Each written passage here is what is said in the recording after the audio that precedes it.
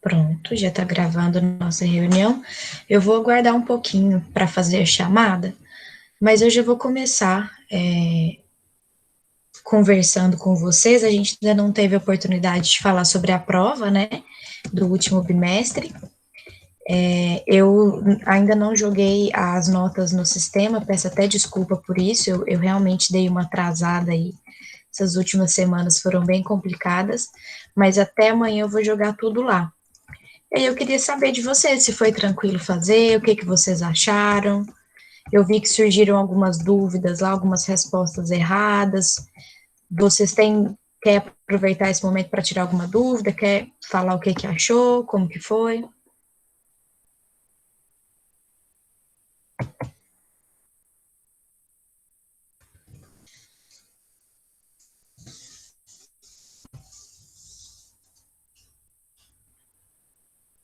Foi tranquilo, gente, para todos vocês?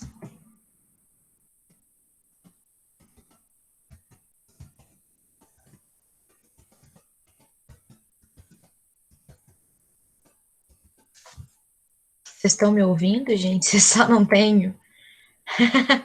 É só mesmo comentário que não tem?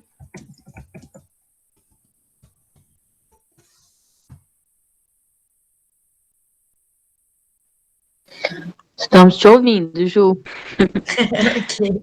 Eu também estou ouvindo, né? Porque eu não me lembro muito bem qual eram as questões da prova, mas acho que foi tudo tranquilo também. Ok. Eu também achei tranquilo. Por mais Tranquilo assim, né?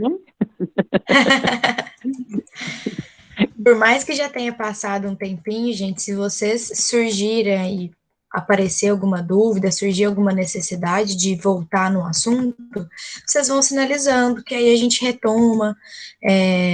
Mais importante do que a gente cumprir tudo é que o conteúdo estudado ele fique bem fixado, né, com vocês, que vocês compreendam bem. Então, se por acaso, agora talvez não lembrou, mas se por acaso lembrar, vocês fiquem à vontade. Alguns outros comentários que eu queria fazer da tarefinha da semana passada. Eu vi que até o momento que eu vi, só 5 pessoas de cada turma, então 10 no total, tinham respondido a tarefa. Vocês acharam que foi tranquilo? Querem fazer algum comentário sobre isso? Tiveram alguma dificuldade para ler o texto que estava à disposição lá para vocês?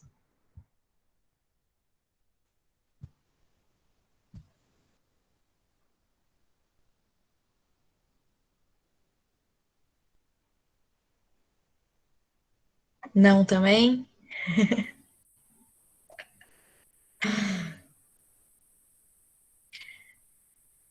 Bom, então vou começar aqui hoje. Eu selecionei, como eu gosto sempre de trazer um assunto para reflexão, um textinho. Na verdade, é uma reportagem que saiu em vários lugares. Eu vi também a imagem passando pelas redes sociais, principalmente no Instagram. Não sei se vocês viram ou não, mas as pessoas estavam usando essa história para fazer uma reflexão sobre o tempo atual que a gente está vivendo, né? De Covid, todo esse distanciamento, que é uma história que fala que um aluno perguntou para uma antropóloga, a antropóloga Margaret Mead, não sei se pronuncia exatamente assim, qual que era o primeiro vestígio de civilização humana. E quando esse aluno fez a pergunta, ele estava esperando, obviamente, que ela fosse falar de ferramentas, né, de alguma produção material que o homem tivesse construído. Os outros também que estavam ali no auditório tinham esse pensamento em mente, mas quando ela respondeu, ela falou que não, que na verdade era um osso, o fêmur, cicatrizado. E porque na hora todo mundo ficou assim meio assustado, né, de por que um fêmur cicatrizado ia ser tão importante. E aí ela respondeu que naquela época, lá uns 15 mil anos atrás, aí seria mais ou menos a data desse fêmur, um osso quebrado significava morte, né? Você não conseguiria fugir de um predador, você não conseguiria andar para poder encontrar comida, para encontrar abrigo. Então, se o fêmur estava cicatrizado, significava que alguém parou o seu tempo ali para cuidar daquela pessoa, né, para dar um abrigo para ela, para dar comida para ela, até que ela estivesse curada, né, até que o osso cicatrizasse e ela conseguisse novamente se locomover. Então, esse seria o primeiro vestígio de uma civilização, né? Quando alguém toma seu tempo para proteger o outro, para cuidar do outro, ao invés de deixar ele ali abandonado, que provavelmente seria a causa da morte, né? Se a gente for pensar aí nesses tempos antigos. Então, queria trazer essa história aí como início da nossa aula de hoje. Boa noite aí para quem chegou agora, gente. Vocês conseguem encontrar essa história na internet, ela realmente, assim, passou bastante aí, e é uma mensagem muito bonita, né, de pensar que o que nos distingue enquanto civilização é a empatia, é a capacidade que a gente tem de preocupar com o outro e de poder realmente cuidar, né, do outro, dar um abrigo, dar um alimento. Então, eu fiz, assim, uma breve pesquisa pela internet para saber se essa história realmente aconteceu. Existem alguns jornais que, inclusive, dão uma referência de um livro onde essa história estaria registrada. Então, eu acredito que ela, sim, é verdadeira. Mas, se não for, já peço desculpa aí adiantado. E mesmo assim, é uma ideia legal, né, uma mensagem legal da gente começar aí pensando na empatia e no cuidado, ainda mais nesses momentos tão difíceis, né, que a gente está vivendo. Bom, agora sim eu vou pedir para a gente fazer a chamada, vocês podem mandar aí no grupo, no chat, um oi para ajudar a registrar, por favor.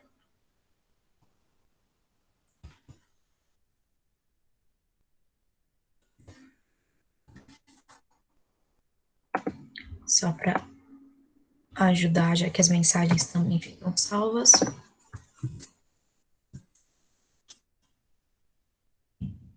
Ainda tem gente chegando. Bom, quem chegou aí agora, acho que foi Laura, pode mandar um oi aí no chat também, que a gente já está fazendo a chamada. Bom, continuando aqui o nosso conteúdo, eu vou até compartilhar uma outra reportagem também. Essa reportagem aqui vocês conseguem encontrar ela em vídeo também, se vocês tiverem a curiosidade, mas na verdade eu queria trazer também como um ponto aí da gente pensar de reflexão também. Eu tinha colocado na prova de vocês uma questão sobre a globalização, né? Como que a gente pensa esse mundo que é globalizado, esse mundo que não tem muita raiz, né? Como que eu consigo pensar o patrimônio enquanto raiz, enquanto tradição e identidade nesse mundo que é tão globalizado e que a cada dia amplia, né, o que a gente chama ali de fronteira.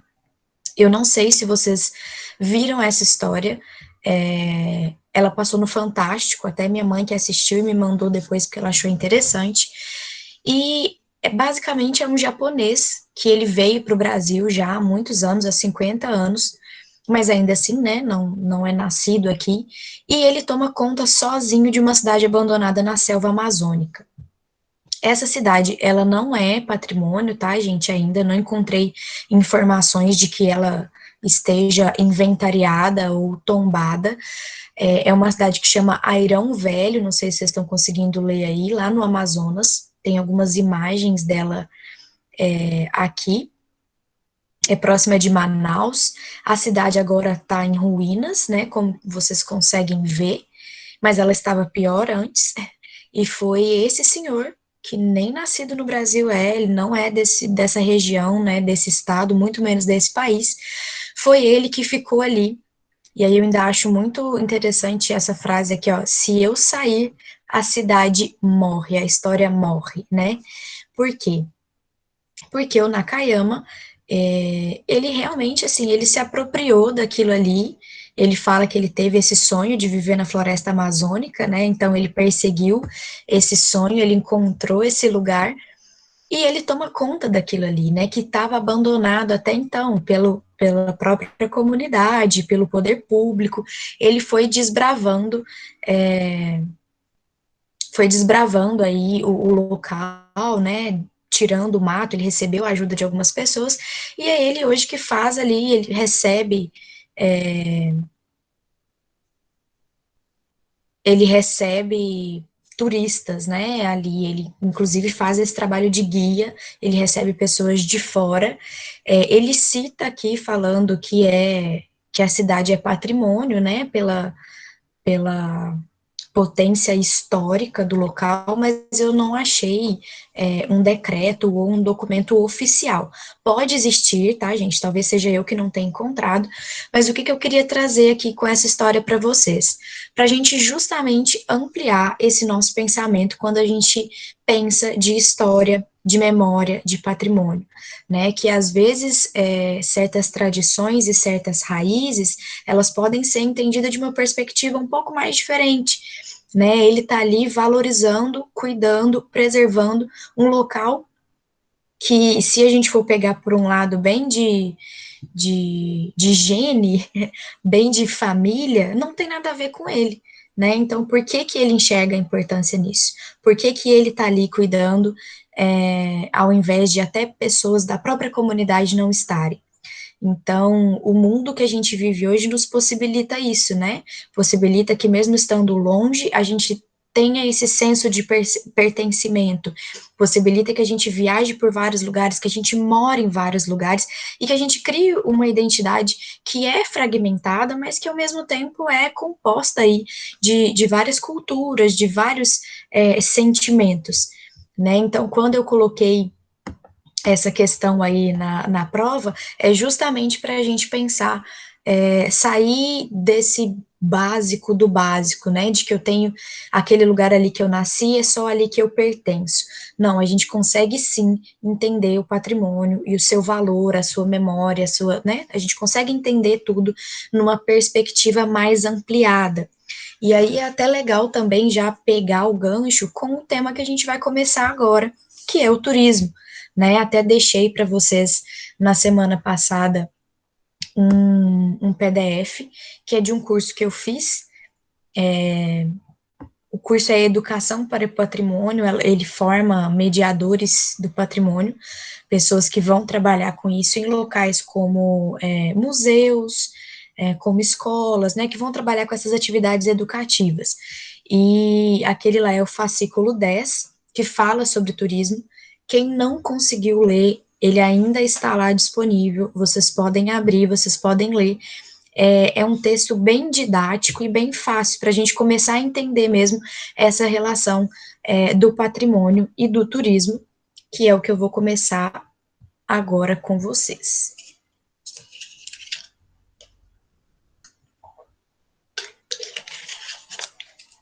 Só beber uma água aqui. Deixa eu compartilhar a tela.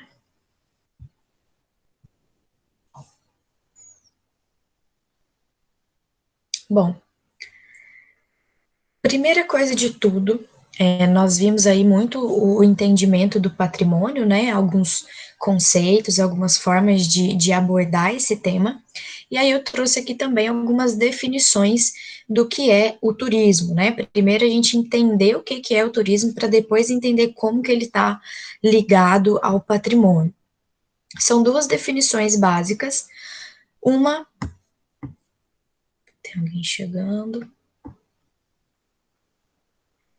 Uma que é um sistema de atividades e serviços que envolvem o planejamento, promoção, execução de uma viagem, seja ela atrelada ao lazer ou não. Essa daqui é uma citação, vocês vão encontrar ela nesse arquivo PDF que eu deixei aí para vocês lá no Moodle. que é uma definição ampla mesmo, né, de o turismo enquanto sistema. E temos uma segunda aí, que é da própria Organização Mundial do Turismo, que fala que o turismo é o deslocamento de pessoas do seu domicílio cotidiano por no mínimo 24 horas, com a finalidade de retorno. Então, a gente já consegue entender que o turismo não é só eu ir para outro país, eu ir para outro estado, né? A gente pode entender turismo até nessas cidades que são bem próximas à nossa, né? A gente tem aqui perto de São Gotardo várias cidadezinhas pequenas, vários distritos. Então, dentro dessa perspectiva aqui, desse deslocamento do meu domicílio, se eu vou passar aí no mínimo 24 horas em outro lugar, eu posso me entender como turista, eu posso entender que eu estou turistando, que eu estou conhecendo aquela cidade. Eu não preciso pensar sempre grande, né? Ah, eu preciso ir para Disney, eu preciso ir para outro país. Não, eu posso entender que, sei lá, às vezes, dependendo do meu deslocamento, dependendo do meu entendimento, talvez ir para Baeté dos Venâncios pode ser turismo, né? Se aquilo é uma experiência diferente para mim, mesmo fazendo parte da nossa cidade. E aí eu coloquei aqui algumas palavrinhas também: bem-estar, desenvolvimento econômico, lazer, prazer e cultura. Por quê? Primeiro de tudo que a gente tem, muita gente entende o turismo em duas perspectivas, né, quando a gente começa a trabalhar isso. Uma que é essa do sistema, e aí eu vou entender o hotel, o restaurante, a agência de turismo, o transporte, o que sim, faz parte de tudo isso, né, nós precisamos de um esquema ali para atender o turista, para fazer tudo isso acontecer, porque senão a gente não vai sozinho, né, eu não vou me deslocar andando até São Paulo, isso é impossível, eu preciso de ter, impossível não, né, mas é difícil, é complicado. Eu preciso ter um sistema de atividades ali, de pessoas que vão me receber e vão me proporcionar um serviço, ou senão eu vou entender só aquela experiência que eu vou ter no local. Mas é bom eu pensar que tudo isso está atrelado, né? Nós não vivemos desde lá a gente viu a outra turma, né? Uma das turmas aqui, a gente viu a pintura rupestre quando estava trabalhando em aula. Então, desde o homem primitivo, que o ser humano busca além da sua sobrevivência, né? Eu não quero só dormir, comer e pronto. Não, eu quero ir além, eu quero trabalhar o meu bem-estar, eu quero trabalhar o meu prazer, e o turismo vai entrar nisso, né? Vai entrar naquela necessidade que é desnecessária. Por quê? Porque eu não vou morrer se eu não visitar uma cidade, eu não vou morrer se eu não for para a praia, mas isso me acrescenta, né? Vai além da minha sobrevivência. Isso me torna uma pessoa mais culta, isso me torna uma pessoa mais feliz, uma pessoa mais relaxada. Então, tem toda uma questão de bem-estar, né, uma necessidade. Eu gosto desse termo necessidade desnecessária, porque não é algo, realmente não é igual o ar que a gente respira ou a água que a gente bebe, mas é uma necessidade sim, né? Então, existe toda essa ideia de bem-estar que está atrelada ao desenvolvimento econômico, óbvio. Existem cidades aí que estão sofrendo muito agora nessa época da pandemia, porque elas vivem de turismo, porque elas dependem disso para sobreviver, né? Porque a maior parte das pessoas está empregada nesses serviços de hotel, de restaurante, né, de recepção, tudo mais.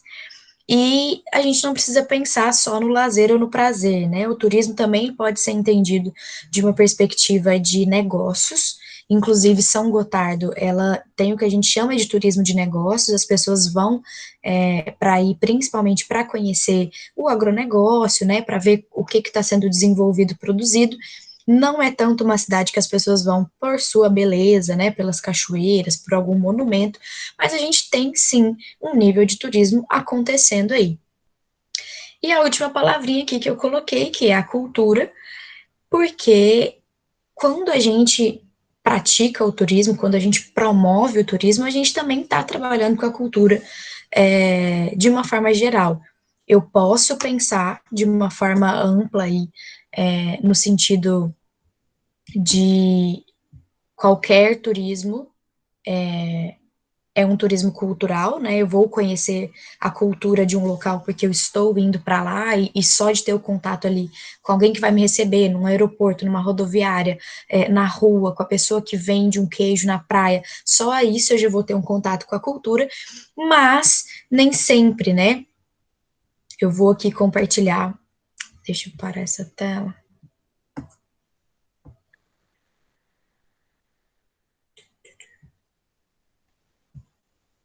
Eu vou compartilhar um texto. Apareceu aí? Acho que apareceu, né? Vocês estão vendo um PDF, gente? Só me dá um retorno aí, por favor. Sim, tá aparecendo em PDF, Ju.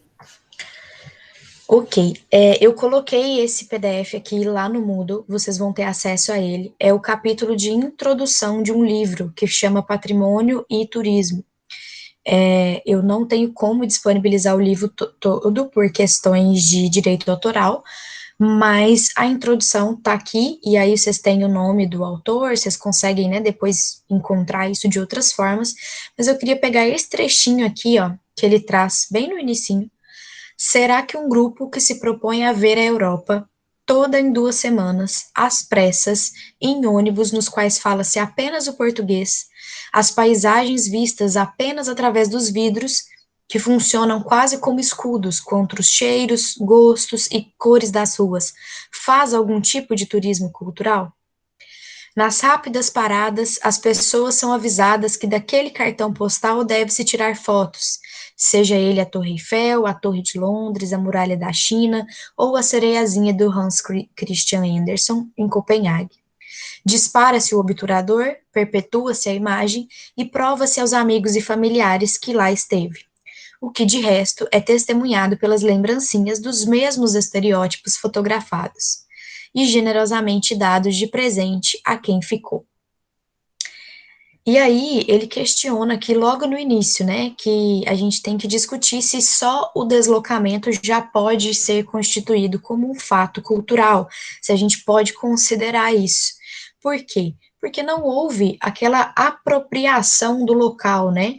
Eu não parei para perceber o cheiro, o sabor, a cor, para conversar com as pessoas ou para me desentender com as pessoas, né, se for uma língua diferente da que eu falo.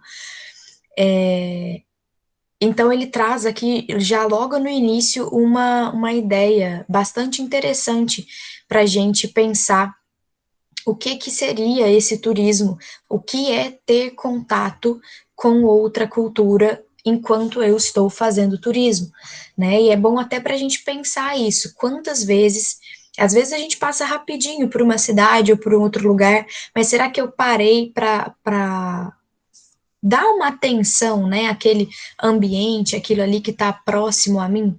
Será que eu realmente senti o sabor daquilo, fiz uma pergunta, tentei fazer uma pesquisa, às vezes coisas simples, né, como uma caminhadinha na rua, a gente já consegue aprender um pouco melhor, no sentido de tomar para si mesmo, né, o aprender daquele local. Então, primeiro de tudo, né, a gente pensar o que é turismo, esse deslocamento e também esse sistema de atividades e de serviços, né, que estão ali em função de algo, mas também a gente pensar quais são essas funções do turismo, né, o que ele está promovendo, o que ele está provocando. Voltando para o nosso slide. Eu coloquei aqui algumas informações sobre o turismo no Brasil, assim como eu falei, né, das legislações do patrimônio, dos órgãos que lidam com o patrimônio, eu trouxe alguns aqui, como o Conselho Nacional de Turismo, a Empresa Brasileira de Turismo, a Embratur, o Fundo Geral de Turismo, que é uma das principais fontes de financiamento dessas atividades a nível nacional, governamental, o Ministério do Turismo, que hoje está dentro do Ministério do Turismo a Secretaria Especial de Cultura, né, antigamente era um Ministério da Cultura, mas nesse atual governo não é mais, e a Secretaria está ali dentro, e o Plano de Turismo. Coloquei aqui na frente do Conselho Nacional de Turismo o decreto 55 de 1966, e eu coloquei alterado. Na verdade, ele foi até revogado, mas é bom a gente pensar onde que começou o entendimento desses órgãos. Não é uma coisa recente, né? Esse conselho, ele existe já tem há muito tempo. Então, o Brasil já vem pensando esse conceito, já vem institucionalizando o turismo há muitos anos. Mas algumas alterações foram feitas, se não me engano, acho que foi em 1991, que esse decreto foi primeiro revogado e várias coisas ali foram alteradas da política nacional. E agora em 2020 novamente, em 2020, agora esse ano teve várias mudanças da Embratur, do fundo, de como que vai funcionar, mas isso não é recente, né, vem já sendo desenvolvido, e claro, como a gente está falando aqui de órgãos que são vinculados ao governo, eles estão aí à mercê da política que está sendo construída por aqueles representantes, né? Cada governo que entrar vai ter um pensamento de como lidar com isso daqui, então é comum que essas mudanças aconteçam. E aí eu nem coloquei mais detalhes aqui, mas vocês podem depois procurar sobre esses órgãos, ver quais são as políticas aí que eles estão trabalhando. Quis trazer aqui um trechinho do plano de turismo, por quê? Porque ele destaca a sustentabilidade sociocultural, que deve assegurar a preservação das culturas locais e dos valores morais das populações, da mesma forma que deve fortalecer as identidades das comunidades e contribuir para o seu desenvolvimento. Então, nós já temos aqui, no Plano Nacional de Turismo, essa ideia da cultura, né, de preservação da cultura, preservação das identidades. Então, ele já está, o plano já abrange esse pensamento, que vem de encontro à política do patrimônio que está sendo desenvolvida, à própria política cultural. E aí é interessante a gente pensar que os planos, todos os planos, eles representam diretrizes, né? Se eles vão ser seguidos ou não, vai depender, de novo, de quem está à frente. Aqui, em São Gotardo, nós tivemos o plano aprovado esse ano, o plano de turismo. Ele é um plano bem menor, obviamente, né, porque São Gotardo, além de ser uma cidade pequena, como eu disse, não é uma cidade turística. O turismo que acontece é basicamente o turismo de agronegócio, mas é importante que a gente tenha esses documentos, para que seja mais fácil de seguir mesmo, de criar políticas públicas que sejam eficazes ao que a cidade precisa, né, ao que as pessoas precisam. Antes de passar aqui para o próximo item, eu quero compartilhar. Opa.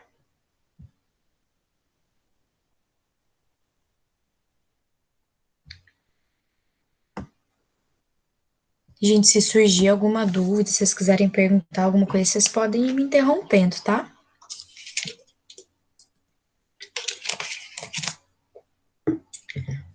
Ó, isso daqui é um boletim do turismo doméstico brasileiro. É uma parceria aí do IBGE com o Ministério do Turismo, né, que eles compilaram esses dados do turismo doméstico. Doméstico é o quê? Aquele que acontece dentro do Brasil. Então, não é pessoas do Brasil saindo ou pessoas de fora chegando, né? São dados aqui internos. Mas é interessante para a gente começar a perceber aqui como que isso está sendo, como que isso acontece, né, no Brasil. Esses dados, eles são do terceiro trimestre de 2019, né, então aí finzinho do 2019, foi realizada em domicílio, tá? E aí, ó, o que a gente tem de dado aqui? 21,4 milhões de viagens foram analisadas. Então, realmente, assim, mas muita viagem mesmo, né? 96,1% viagens para dentro do Brasil, 86,5% viagens por motivo pessoal e 13,5% profissional. Dá uma diferença bem grande, né, desses dados. 31,5% das viagens por motivo pessoal foram motivadas pelo lazer, e dessas aí, 34,3% o motivo era sol e praia, e 27,2% foram por cultura. Então, é um dado interessante da gente pensar, né, que existem aí várias pessoas viajando pela cultura do local. Inclusive, ó, tem aqui um QR Code. Esse boletim eu também coloquei no Moodle, tá, gente? Está à disposição de vocês. Vocês, com esse QR Code, vocês conseguem acessar o portal de dados do Emitur, que é o Ministério do Turismo, e encontrar outros dados de outros anos e até de outras pesquisas. Eles realizam várias pesquisas. Outra coisa aqui que eles também pensaram, né? O transporte, carro, ônibus, avião. Então, eles pegaram tudo isso e conseguiram entender que o brasileiro está buscando destinos turísticos próximos à região onde mora, o que é mais fácil, né, para todo mundo. Temos aqui alguns outros gráficos, e esses gráficos são interessantes por quê? Porque eles trazem até a renda da pessoa. Então, dá para saber a motivação de acordo com a renda. Menos de um salário mínimo, a visita a parentes ou amigos é 36%. E de lazer, 16%. Se a gente pega aqui 2 salários mínimos ou mais, o lazer sobe para quê? 49%. Então, olha a diferença que isso dá. Né? Enquanto de tratamento de saúde e bem-estar, menos de um salário mínimo a gente tem aqui 28%, e de 2 salários mínimos já cai para 7%. Então, assim, é bom a gente ir. Isso aqui faz parte da cultura também, né, gente? Para a gente entender a cultura de uma perspectiva um pouco mais antropológica. Como que tudo, né, tá interligado. A gente tem que começar a pensar nessa complexidade aí. A economia, a renda, tá interligada no que a pessoa entende, no que a pessoa precisa, no que ela busca para a vida dela. Temos aqui vários outros dados que aí eles vão pegando de porquê, né, sol e praia, cultura, que foi o que eu já falei lá em cima, quantas viagens a pessoa fez. Regiões do Brasil que foram mais procuradas. A gente tem aqui Minas Gerais com 12,8%, não é uma super porcentagem, mas ainda assim é grande, se a gente for comparar até com o Rio de Janeiro, que geralmente é o destino mais procurado por pessoas de fora do Brasil, né, o nosso cartão postal, nossa Minas Gerais aqui tá com mais, tá maior, né, a porcentagem. Eles também pegaram aqui dados de tipo de hospedagem, de meio de transporte, é uma pesquisa bem interessante, é um extra, né, pra gente aqui o nosso assunto é direto com o patrimônio, mas é um extra pra gente pensar por que as pessoas estão viajando e como que isso está funcionando. Bom, deixa eu...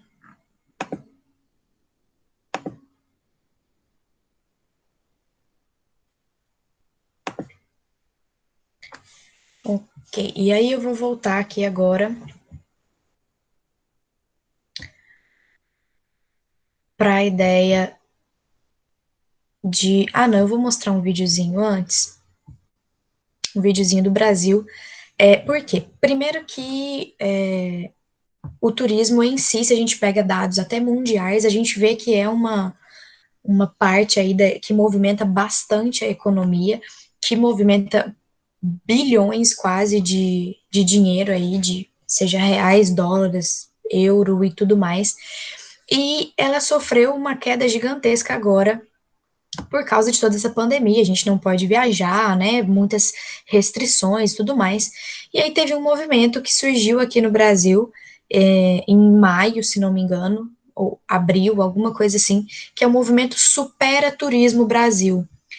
O que é a ideia desse movimento? É um movimento de pessoa física e jurídica que trabalha, né, nesse ramo turístico, e eles buscam um desenvolvimento aí para o turismo no cenário pós-Covid, né? Como que a gente vai retomar as atividades do turismo com segurança?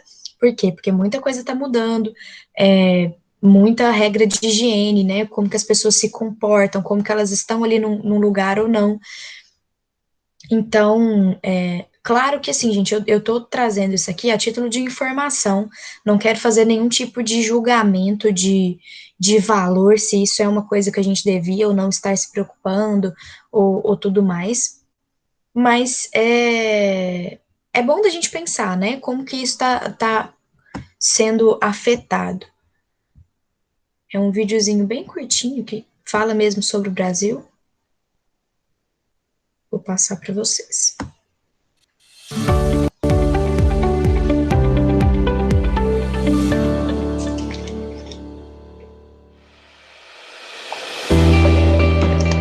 Ah, o Brasil. Somos fortes, somos plurais, somos continental, multicultural, somos criativos, somos alegres, somos receptivos. Somos muitos países dentro de um só país. Somos belos por natureza.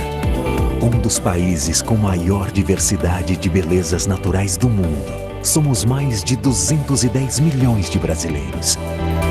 Temos chapadas, temos praias, montanhas, serras, selvas, florestas, temos rios, diversos biomas, temos maravilhas do mundo. Temos índios, brancos, negros, temos tudo e tudo se mistura no turismo. De norte a sul, o turismo está em todos os estados, movimentando as economias locais e é mola que impulsiona a economia brasileira. O turismo representa 8% do PIB. São mais de 7 milhões de empregos diretos e indiretos. Movimenta mais de 50 diferentes segmentos da economia. Hotéis, restaurantes, transporte, guias locais, museus, parques, profissionais autônomos e muitos outros.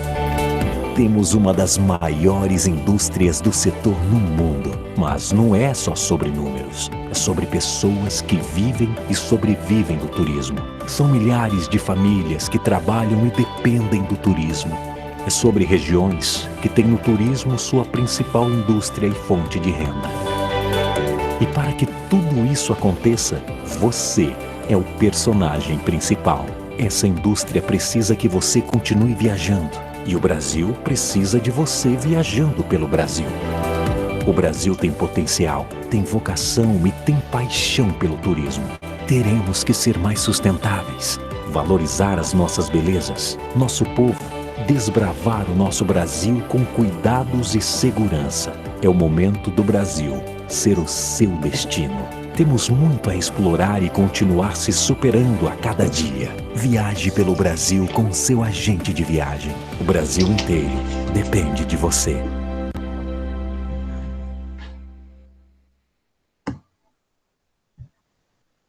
Bom, deu para vocês ouvirem, gente? A internet aqui não tá muito boa, não sei se ficou travando.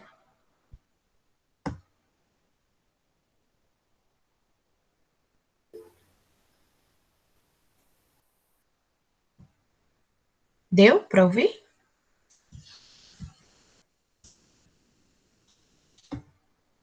Deu, Juliana? Deu para Aqui ouvir. foi tranquilo. Ok. Bom, como eu falei, essa ideia desse movimento é justamente pensar o que vai ser agora nesse cenário pós-Covid, né? E aí eles fazem essa chamada justamente para que as pessoas viajem no país, viajem no Brasil, para que ajude a indústria a se reerguer. O que, obviamente, suscita e levanta várias outras questões, né, que a gente tem que pensar, mas eu não quero trazer isso aqui agora, senão vai a noite inteira a gente discutindo, mas para a gente começar a entender, né, um pouco mais sobre essa indústria que realmente é gigantesca, movimenta muito dinheiro, vocês viram aí a porcentagem do PIB, a quantidade de pessoas envolvidas, e claro, né, o Brasil, a gente é muito privilegiado nesse ponto, porque realmente tem de tudo no Brasil, tudo que a gente quiser, aí a gente encontra no nosso país. E vou voltar agora para o nosso slide, para falar um pouquinho sobre turismo cultural. O que é o turismo cultural? É essa ideia de que o turismo está relacionado justamente à atividade humana, né? A essas relações de um universo que é diferente do meu. Então, eu estou experimentando algo que sai do meu cotidiano habitual, e este é o meu foco. O meu foco, por exemplo, não é ir para uma praia, o meu foco é descobrir como que as pessoas daquela região se comportam, qual que é a história daquela região, né? A motivação do turista é diferente, é uma motivação que busca mesmo pela diferença, né? Pela memória, e aí é uma busca que vai estar extremamente ligada ao patrimônio, porque o patrimônio a gente sabe que ele carrega tudo isso, né? Essa definição aqui que eu trouxe é a definição daquele texto que eu passei na semana passada para que vocês começassem a ler. Então, é bom que a gente pense nessa ideia de turismo cultural, né? Já existem pessoas viajando com essa razão, nós vimos aí na própria pesquisa do IBGE com o Ministério do Turismo, mas nós podemos ajudar a promover esse turismo ainda mais, né? Para que as pessoas se interessem realmente por essas festividades populares, pela dança, pela música. Às vezes eu não consigo aí fazer que outros viajem por causa disso, se interessem por isso, mas nas minhas próximas viagens eu posso procurar, né, por isso. Eu posso chegar naquela cidade e ver se ela tem algum museu, se ela tem alguma galeria, ver se existe alguma tradição da cidade que eu possa acompanhar, ou que eu possa me inteirar. Então, basicamente, o turismo cultural é isso, né? A motivação do turista é conhecer a diferença, é ter a experiência daquela cultura. E aí vale lembrar o textinho lá que eu li, o É Certo, né, daquele outro livro, da gente pensar como que é que eu vou participar de tudo isso, que eu vou realmente me inteirar de tudo isso, sem ser só, né, cheguei ali, fiquei um dia, tirei uma foto, fui embora, e o que eu quero é só a foto para mostrar para os outros o que eu fui, né?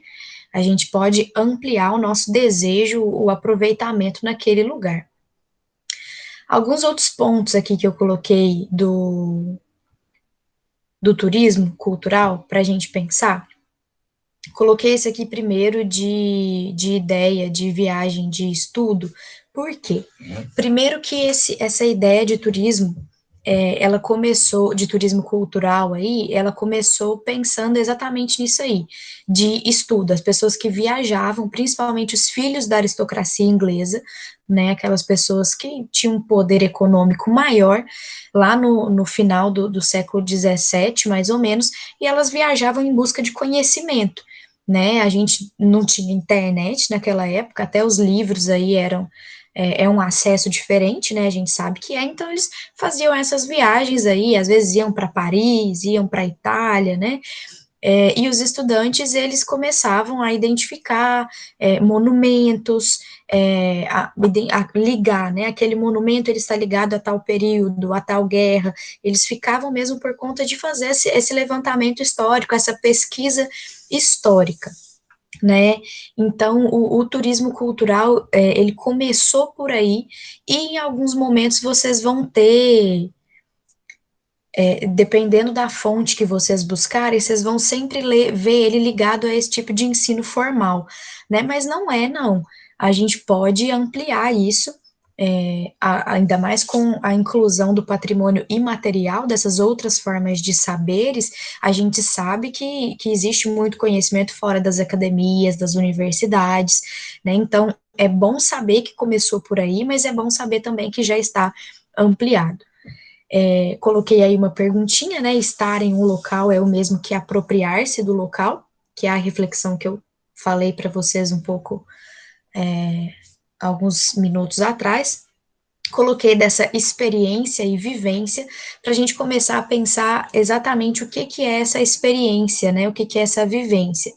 Não sei se vocês já tiveram a experiência de trabalhar com o Airbnb, de talvez alugar um Airbnb para ir em algum local.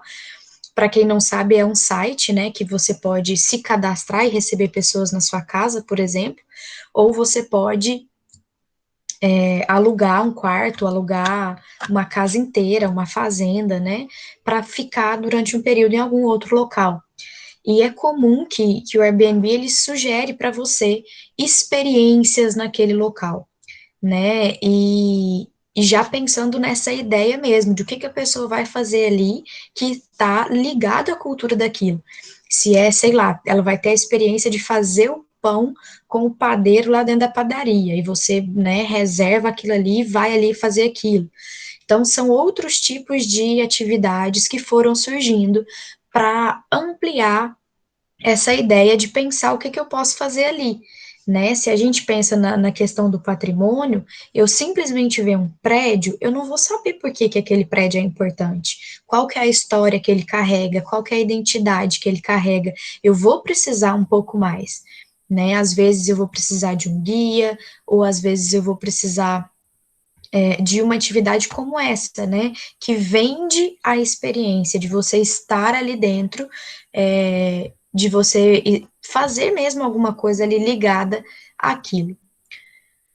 Coloquei aqui o cultura e turismo de massa, por quê? O turismo de massa, gente, é algo que é visto muito como negativo, então quando vocês ouvirem essa expressão, já pode ligar e é algo que não tá legal, algo que vai dar errado.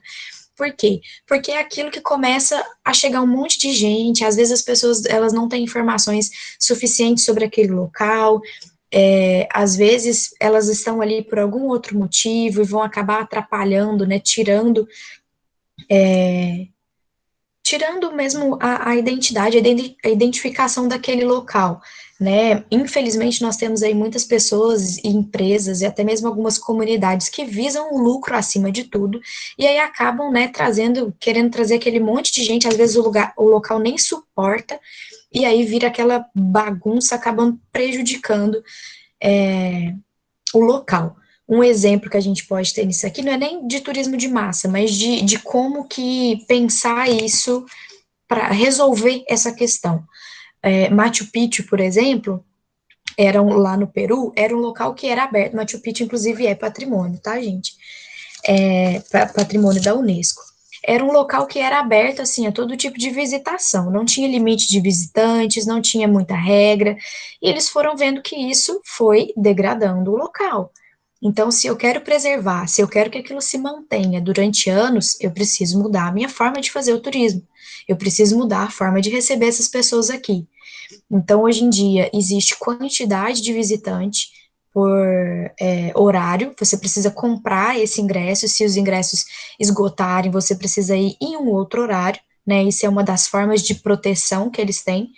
Você não pode pisar, você não pode pular. Lá tinha muita gente que gostava de tirar foto pulando, né, na frente das ruínas, lá na frente de tudo mais. Você não pode pular lá mais hoje, não é permitido. Por quê? Porque estava abaixando, né, estava fazendo, o espaço estava cedendo. Então, isso é outra coisa que eles começaram já a colocar restrições, né, e para evitar justamente esse turismo de massa, esse turismo desenfreado, esse turismo que sai do propósito dali, né? Atrapalha a salvaguarda, atrapalha a preservação. E ainda usando Machu Picchu de exemplo, a gente entra aí nessa questão da memória e do poder, que eu sempre falo com vocês, né? Que a memória e o esquecimento estão ligados ao poder, estão ligados a esses povos que aí foram marginalizados durante muito tempo, que tiveram suas histórias apagadas, e eles, durante as escavações, quando o Machu Picchu foi aí encontrado, eles começaram a escavar, encontrar os objetos. Agora eu me esqueci o nome do cara, eu esqueci de qual país ele era, mas ele pegou quase tudo, gente. Ele fez um acordo com o governo do Peru para que esses objetos saíssem de lá, e ele pudesse estudar isso, mas ele não devolveu para o país. Então, assim, existe tanto que o próprio museu de lá, quando você visita, não tem tanto objeto, e o guia, e aí é uma coisa que, assim, eu peguei um guia que era nativo de lá, e recomendo também a gente sempre buscar essas pessoas, porque eles vão contar essa história que é a história deles, né, que não é a história que foi apagada, e ele fala isso com todas as letras, assim, ele fala, nós fomos roubados, eles pegaram aqui os nossos objetos, vieram e levaram tudo embora, devolveram alguma coisa, mas teve um monte que ficou para trás, e aí existe até uma suspeita que alguns desses objetos foram vendidos, então os objetos não ficaram nem em museu, foi para colecionador. Então é muito sério, né, a gente pensar essas relações de como que eu vou cuidar do patrimônio, né? Por isso que às vezes é chato a gente ficar falando de muita legislação e tudo mais aqui, mas isso às vezes ajuda a impedir que isso aconteça, né? Não sei se vocês viram aquele filme Pantera Negra também, né? Que é um exemplo aí da cultura pop, né? Cultura de quadrinhos e tudo mais, mas o que supostamente é o vilão, ele fala isso quando ele vai visitar um museu, né? Que ele tá vendo ali toda aquela produção dos ancestrais dele e que aquilo foi roubado, né? Que aquilo foi tirado da África sem um cuidado. Então, quando a gente fala disso daqui também, nessas ligações de turismo e patrimônio, a gente também tem que pensar nisso, nessas civilizações que tiveram os seus bens, as suas tradições arrancados de lá, né, e que isso vai estar exposto em outro lugar. É bom que eu consiga, do Brasil, ter acesso a partes de outras culturas, é bom, mas é bom que eu tenha consciência de como que esse processo aconteceu. E aí, aproveitando já o gancho, já vou entrar nessa ideia dos prós e contras, né, do turismo e do patrimônio.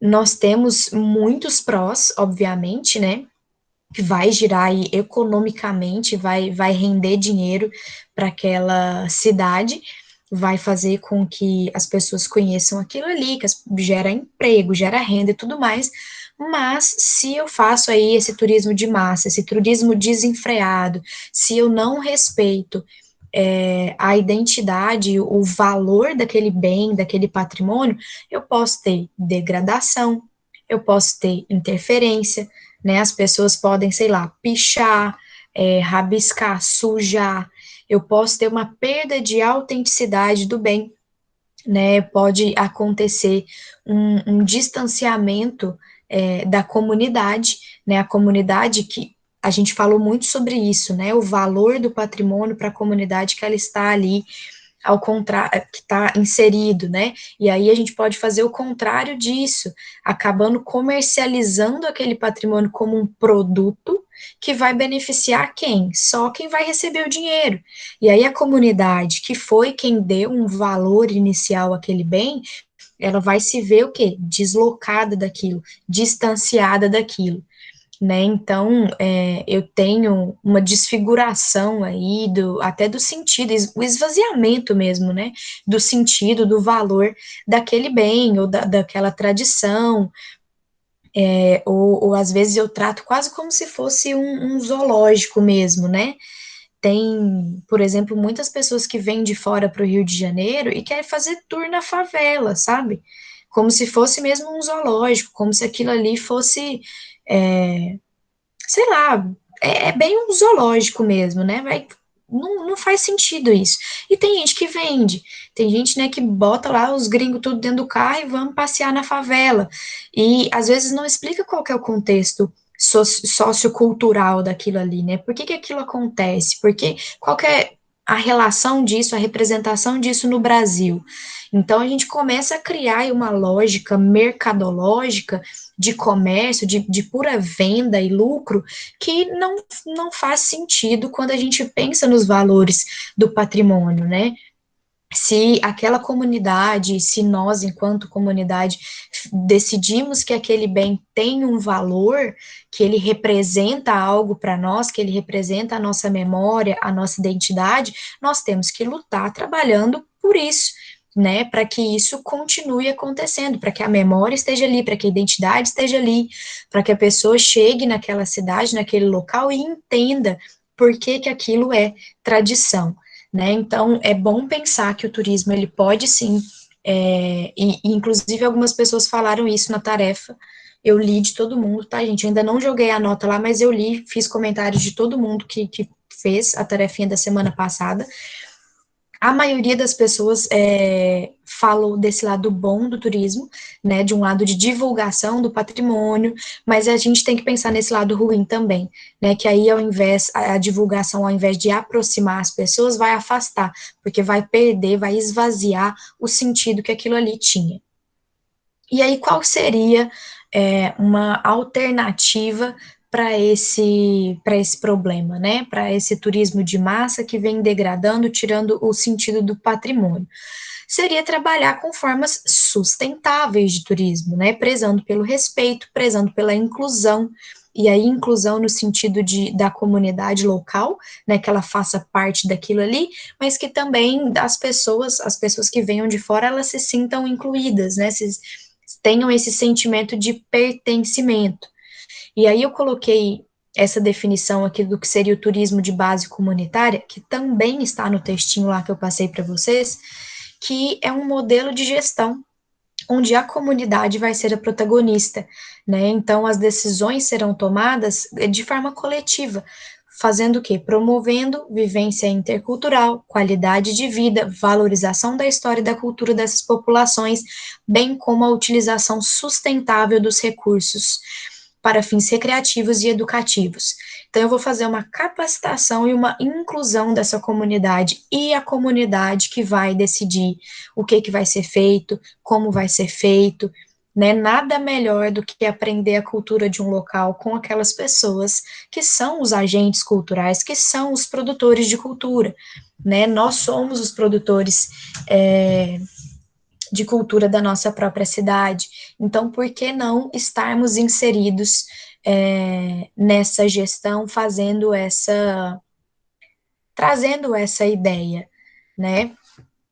Se vocês depois derem uma olhadinha lá nas outras, eu coloquei várias, tá, gente? Várias, acho que são 6 textos que eu coloquei para vocês no Moodle, para ter uma ideia um pouco melhor aí de como eu posso trabalhar esse turismo cultural e como que eu posso trabalhar esse turismo de base comunitária, né? Eu vou continuar gerando emprego e renda, então eu não vou mexer na parte econômica da cidade, mas eu vou pensar esse lucro de uma maneira diferente, né, de uma maneira que não vai perder aí as características identitárias daquela comunidade, eu não vou transformar eles em modelinhos para eu vender, né, em produtos aí que vão ser reproduzidos de monte. Não, eu vou manter o sentido daquilo, a identidade, a tradição, e ainda assim eu vou conseguir sobreviver daquilo, né?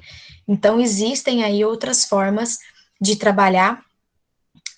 Tem vários, acho que eu não tenho tempo aqui de passar exemplos. De toda forma, a gente não vai finalizar esse tema do turismo hoje, tá? Então, na próxima aula, eu posso trazer para vocês mais exemplos de como algumas cidades estão trabalhando isso. Eu vou só mostrar aqui um dos exemplos. Eu separei vários exemplos, mas só para já ir finalizando, vou mostrar esse daqui, que é lá do Ceará, que é uma lei que chama Tesouros Vivos do Ceará. É uma lei que é pioneira no Brasil, tá, gente? E busca justamente reconhecer esses saberes e fazeres dos mestres da cultura popular. Então, tem aí esse título de notório saber, isso aqui é o próprio site, tá, gente, da Secretaria de Cultura. E por que é legal de pensar isso daqui? Primeiro, porque a gente reconhece aqueles saberes que estão fora da universidade, e aí eles recebem, né, esses mestres, esses grupos aí, eles são diplomados e eles recebem da universidade um título de doutor honoris saber, não sei se é exatamente assim que pronuncia, porque é latim, mas enfim, eles são reconhecidos, né, eles têm o saber reconhecido. Isso é uma coisa maravilhosa, um exemplo maravilhoso da gente ter em mente, né? Como que eu vou agregar esses saberes que vêm de um outro local, vou dar uma importância tão grande, né? Vou dar um título de doutor de uma universidade para essas pessoas, e isso acaba afetando, né? Ajuda a preservar o patrimônio e também ajuda as pessoas que estão vindo, que vão querer procurar isso, vão querer conhecer o que essas pessoas estão produzindo, né? Então tem os grupos, os reisados, os grupos de coco, poetas populares, mestres de vários tipos. Essa ação, ela tem esse objetivo, né, de fortalecer isso mesmo.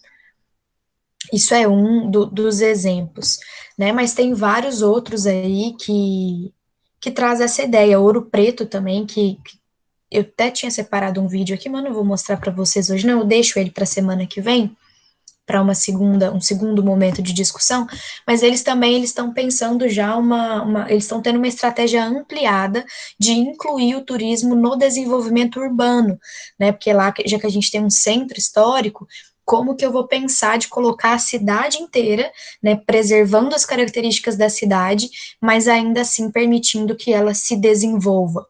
Então, tem vários exemplos, várias alternativas para a gente continuar trabalhando o turismo, continuar trabalhando o patrimônio e ainda assim manter os dois de uma forma sustentável e de formas que trabalhem realmente a preservação e o fomento, né, da nossa cultura, da nossa identidade.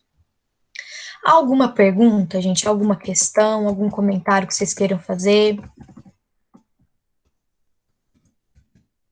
Hoje está todo mundo tão caladinho.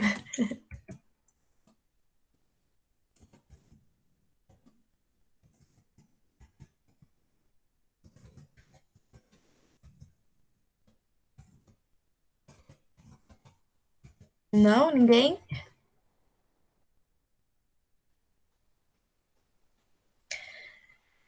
Bom, então eu vou pedir aqui para vocês.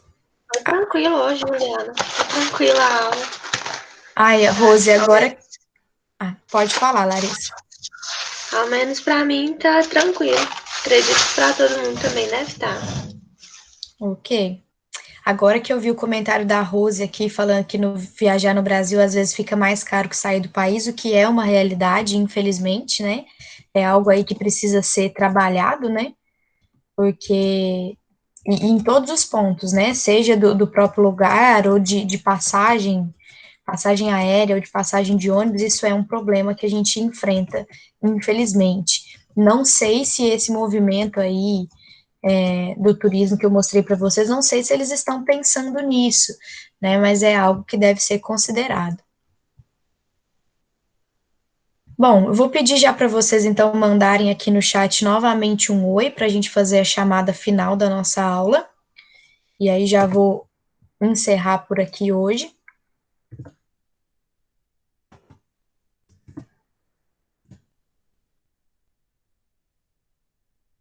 Então, quem tiver por aí já pode dar um oi.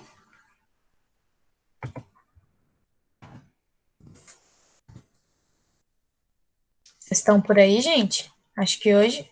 Ah, tá chegando aqui. Parou de fazer barulhinho para mim.